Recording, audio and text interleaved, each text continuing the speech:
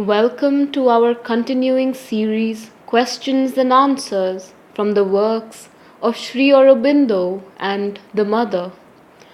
Today's subject is Consecration, Part 5, from Sri Aurobindo. Adoration, before it turns into an element of the deeper yoga of devotion, a petal of the flower of love, its homage and self-uplifting to its Son, must bring with it, if it is profound, an increasing consecration of the being to the divine who is adored. And one element of this consecration must be a self-purifying, so as to become fit for the divine contact, or for the entrance of the divine into the temple of our inner being, or for his self-revelation in the shrine of the heart. This purifying may be ethical in its character, but it will not be merely the moralists seeking for the right and blameless action, or even when once we reach the stage of yoga and obedience to the law of God as revealed in formal religion, but it will be a throwing away, catharsis of all that conflicts, whether with the idea of the divine in himself or of the divine in ourselves. In the former case, it becomes in habit of feeling an outer action and imitation of the divine. In the latter, a growing into his likeness in our nature. What inner adoration is to the ceremonial worship, this growing into the divine likeness is to the outward ethical life. It culminates in a sort of liberation by likeness to the divine, a liberation from our lower nature, and a change into the divine nature. Consecration becomes in its fullness a devoting of all our being to the divine, therefore also of all our thoughts and our works. Here, the yoga takes into itself the essential elements of the yoga of works and the yoga of knowledge, but in its own manner and with its own peculiar spirit. It is a sacrifice of life and works to the divine, but a sacrifice of love more than a tuning of the will to the divine will. The bhakta offers up his life and all that he is, and all that he has, and all that he does to the divine. This surrender may take the ascetic form, as when he leaves the ordinary life of men and devotes his days solely to prayer and praise and worship, or to ecstatic meditation, gives up his personal possessions and becomes the monk or the mendicant whose one and only possession is the divine, gives up all actions in life except those only which help or belong to the communion with the divine and communion with other devotees, or at most keeps the doing from the secure fortress of the ascetic life of those services to men which seem peculiarly the outflowing of the divine nature of love, compassion, and good.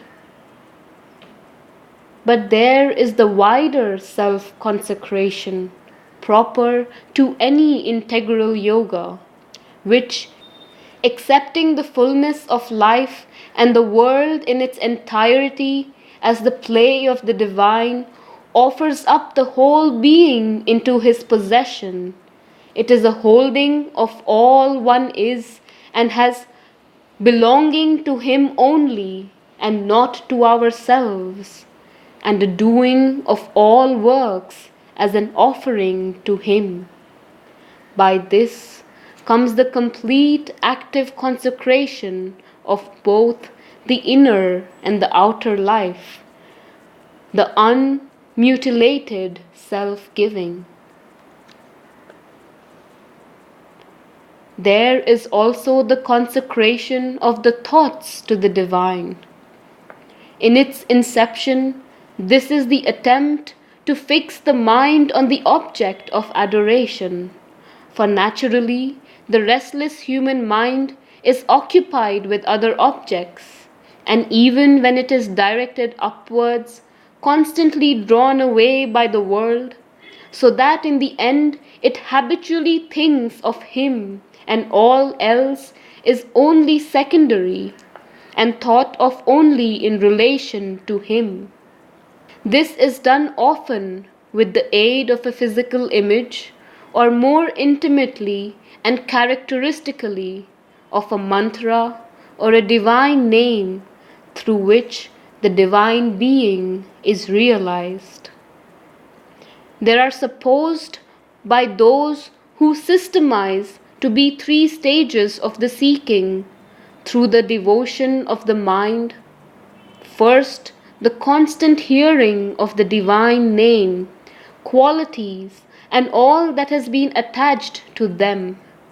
Secondly, the constant thinking on them, or on the divine being or personality. Thirdly, the settling and fixing of the mind on the object, and by this comes the full realization.